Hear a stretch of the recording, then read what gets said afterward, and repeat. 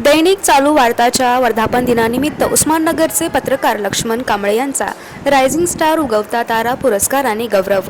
पुणे येथून प्रकाशित होणाऱ्या दैनिक चालू वार्ताच्या 5व्या वर्धापन दिनानिमित्त उस्माननगर येथील प्रतिनिधी लक्ष्मण रोहिदास कांबळे यांना उत्कृष्ट पत्रकारितेबद्दल रायझिंग स्टार उगवता तारा पुरस्काराने सन्मानित करण्यात आले। दिनांक 2 ऑगस्ट 2026 रोजी पुणे येथील नीतू मांडके हॉल, टिळक रोड, स्वारगेट येथे झालेल्या भव्य कार्यक्रमात मुख्यमंत्री कार्यालयातील विशेष कर्तव्य अधिकारी मंगेशजी चिवटे यांच्या हस्ते हा पुरस्कार प्रदान करण्यात आला।